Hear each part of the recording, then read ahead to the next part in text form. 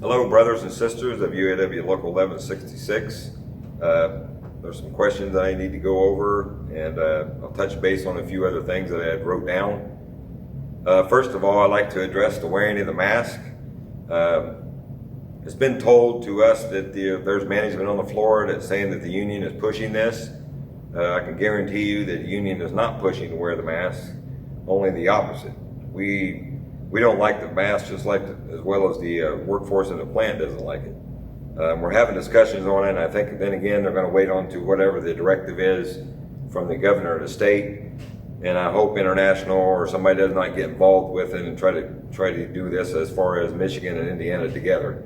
But we have had conversations with the plant manager about the mask, with task essential things that are being done in the plant, between trades working together, not being able to communicate, set up, and operators running from one die-cast machine to the next, well outside the 6 feet.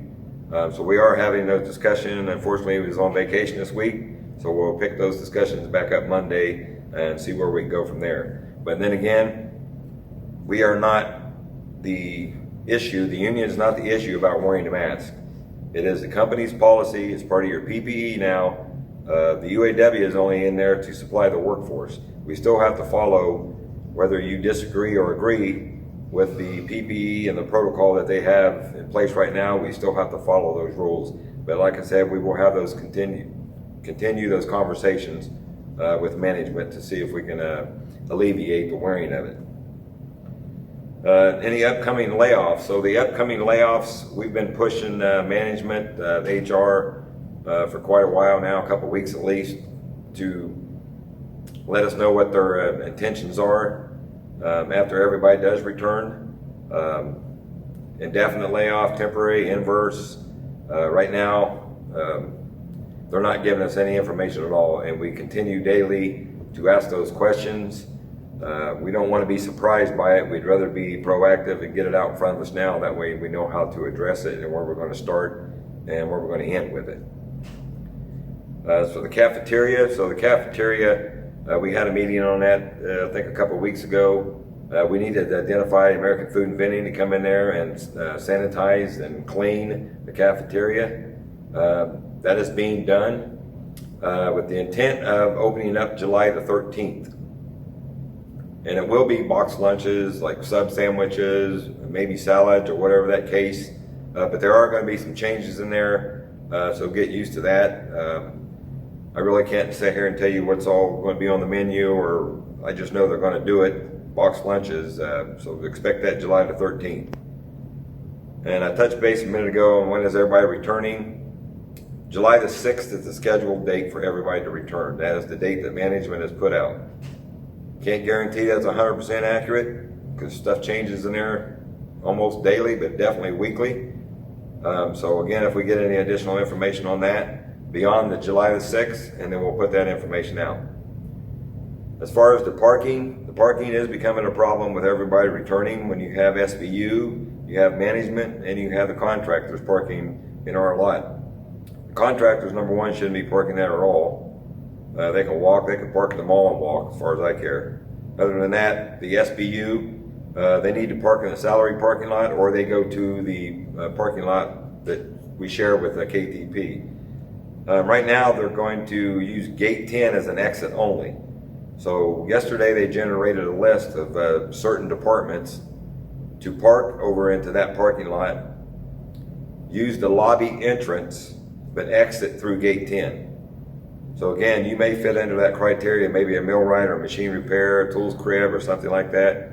We'll have the ability to park over in that lot, walk through the lobby door, and when you exit out through gate 10. That's just a temporary fix. We need to get something done quickly. This is the best plan we could come up with. Later on down the line, we're still talking about staggered shift starts. Those may take effect in August. That's what we're shooting for. So look for certain departments or support departments starting at an earlier time. It may be with 12-minute increments, or maybe with 18-minute increments. But either way, those hopefully will take effect in August.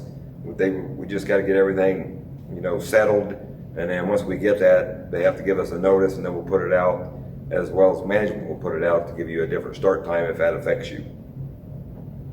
The general elections will go on as scheduled. In case something happens around the general election time, that gives us within that 90-day extension that UAW President Roy Gamble offered to everybody, the 90 days to get it done. If something happens in July where we can't do it, it'll be in August. But right now, my intent is to have that elections for the general elections in July, and I believe that's the 23rd, and if the runoff will be on the 30th. And again, those elections will be held at the hall. We don't have the place in the parking lot with all the parking issues that we're having, plus those two big tents there, to be able to do it in the parking lot. And besides that, management doesn't want us to have it on their property anyways.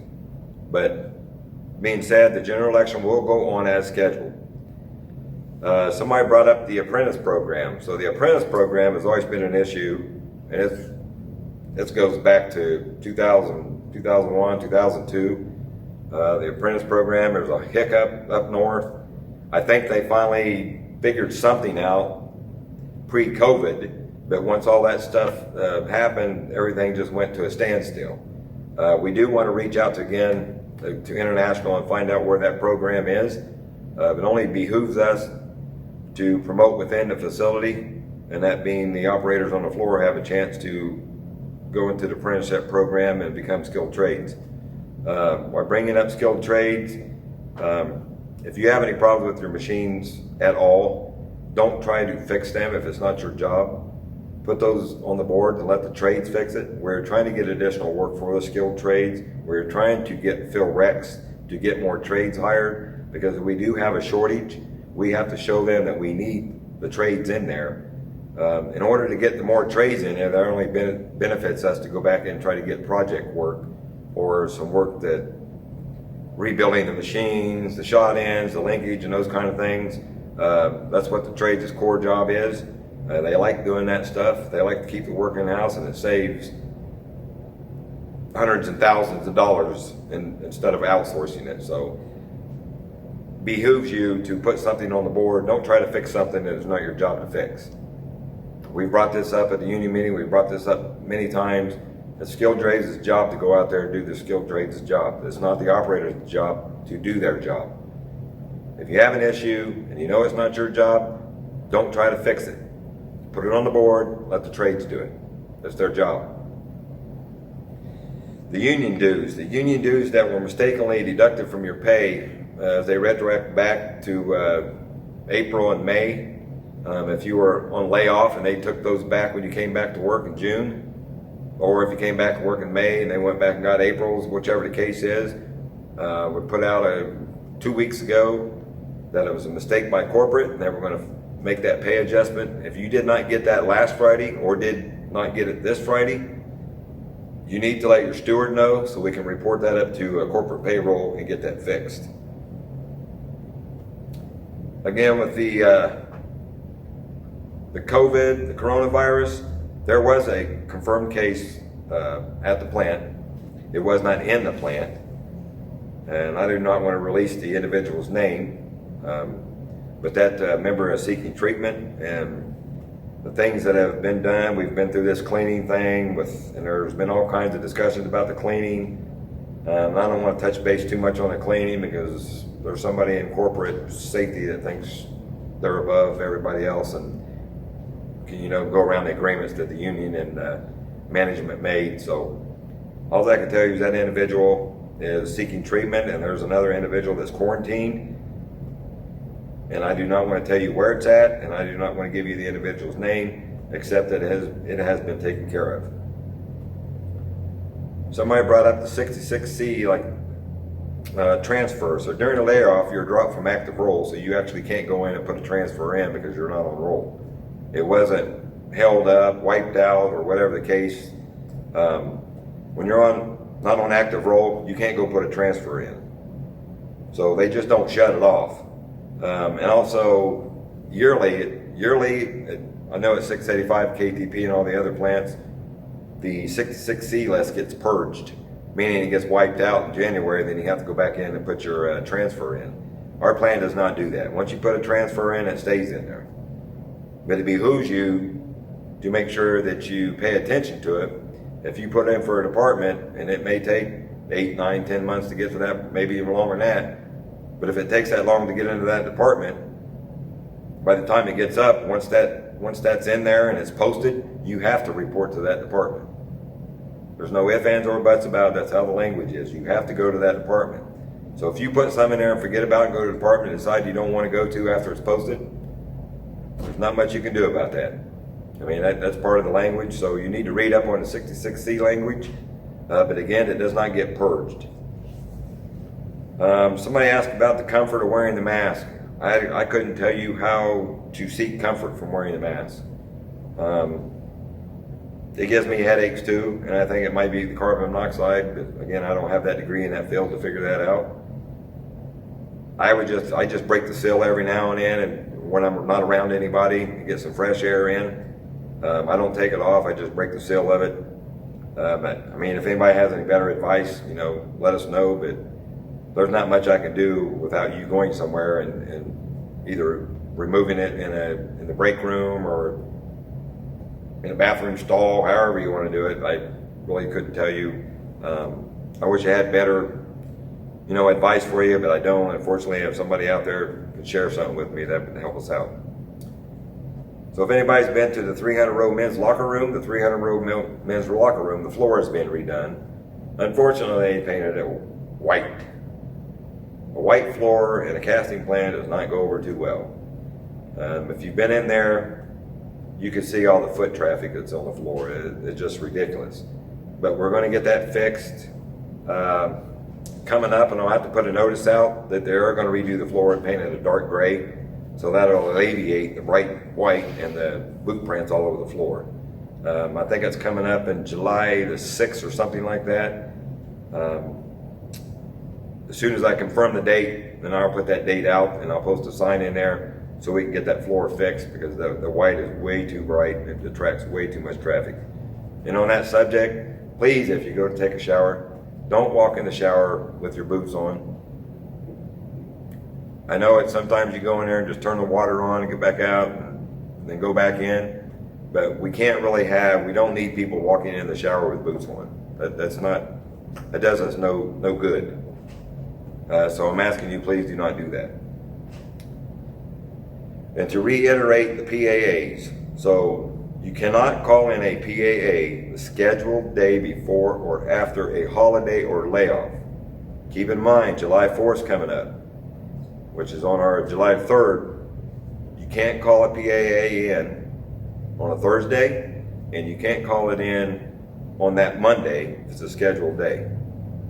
So if the holiday's on a Friday and your scheduled day's Thursday, you can't call a PAA in. And the same thing for that Monday, if that's your scheduled day to come in, you can't call a PAA in. There's a lot of things that goes over, and it also Super Bowl, day after the Super Bowl, those kind of things, but you really have to get in the contract, and shows you all those, like Halloween, those kind of things. But you cannot call it in. If it's pre-excused by your supervisor, then you're good to go. So one thing, forcing on the weekends, we have a layoff, they still have the ability to force. I mean, it doesn't make sense you don't call people back, but you're forcing that department. I mean, that shows that there's a need for those people that are laid off. But you have to get your two out of 3 in, or your two in a row in to get the next one off. They can force. There's nothing we can do that. It's in the contract.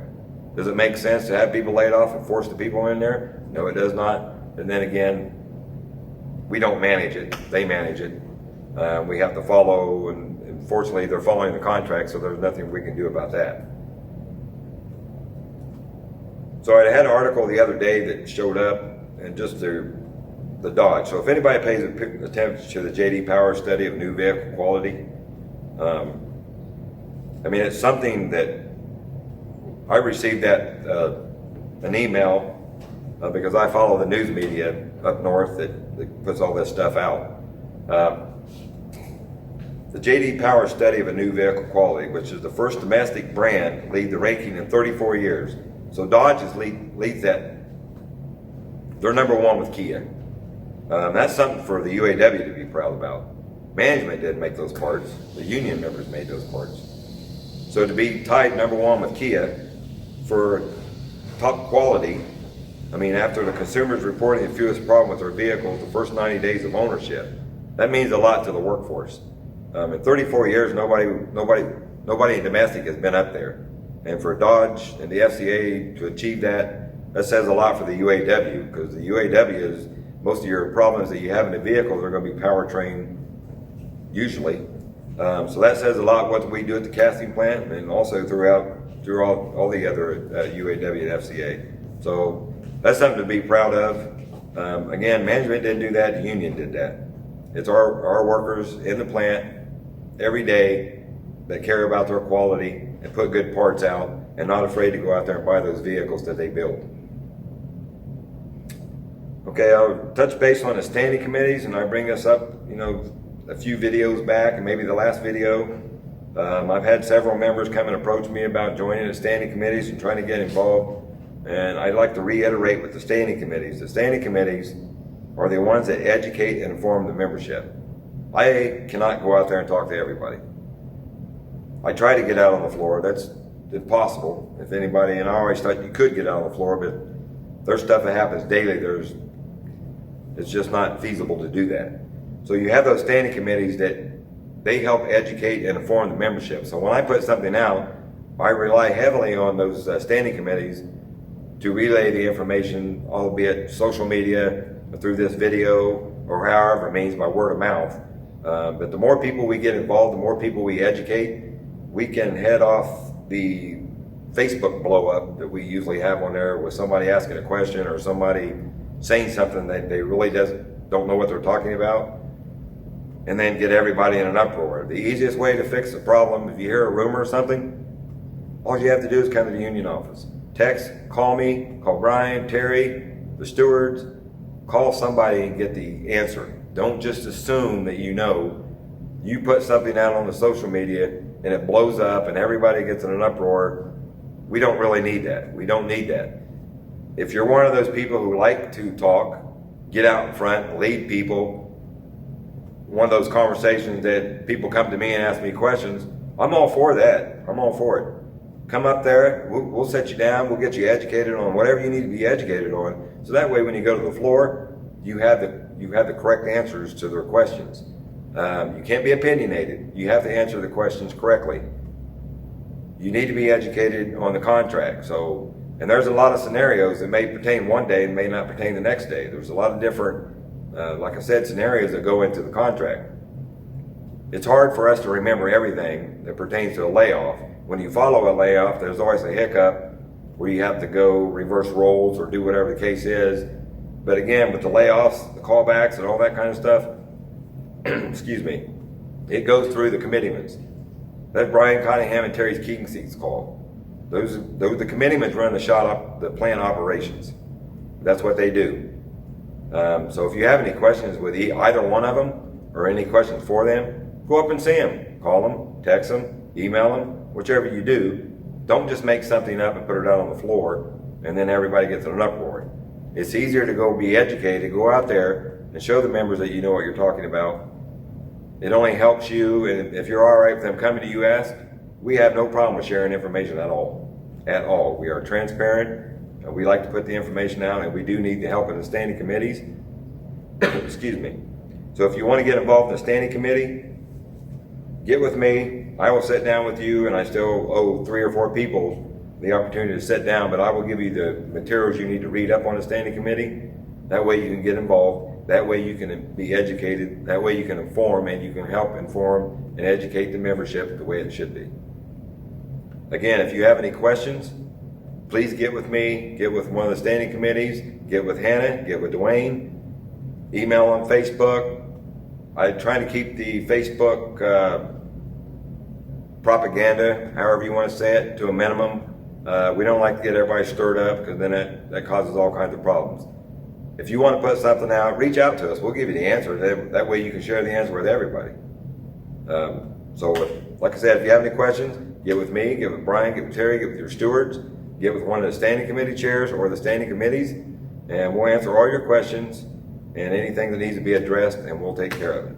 So I look forward to those people coming back. I hope to see you on the floor, and please be safe, and hope to see you at the next union meeting. Thank you.